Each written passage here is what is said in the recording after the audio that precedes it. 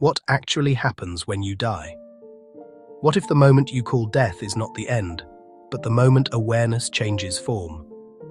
For as long as humans have existed, we have asked the same question in different languages, across different centuries, under different skies. What happens when the body stops breathing? When the heart falls silent? When the brain no longer responds? Today we explore what may actually happen when you die, through science, near-death research, ancient spiritual traditions, and patterns too consistent to ignore. This is not belief. This is observation. When death occurs in a medical setting, doctors refer to it as clinical death. The heart stops, breathing ceases, blood flow to the brain is interrupted. But here's what most people don't realize. The brain does not shut down instantly. In fact, modern EEG readings show a surge of organized electrical activity in the brain after the heart stops, sometimes more intense than during conscious awareness. This activity resembles patterns associated with memory recall, dreaming, and heightened perception.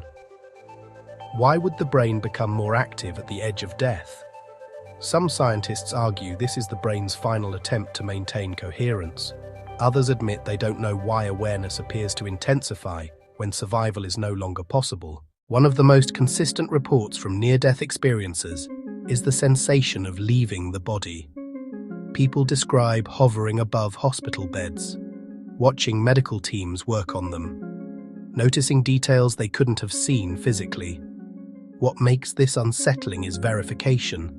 In multiple documented cases, patients accurately recalled conversations, instruments, and events that occurred while they were clinically unconscious, sometimes even while their eyes were taped shut.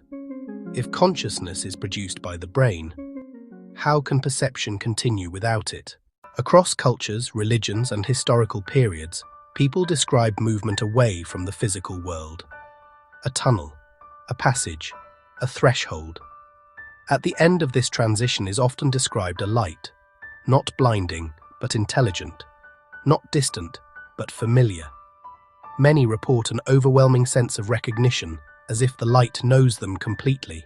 Not judgment, not fear, just understanding. If you're drawn to exploring life's deepest mysteries, subscribe and hit that bell icon to stay connected.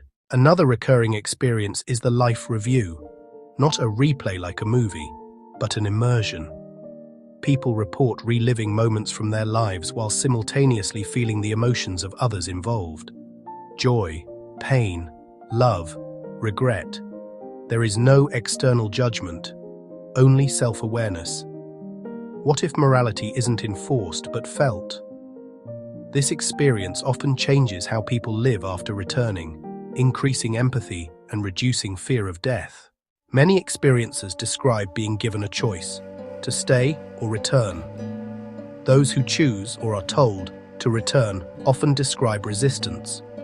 Returning to the body feels restrictive, heavy, and painful compared to the expanded awareness they experienced.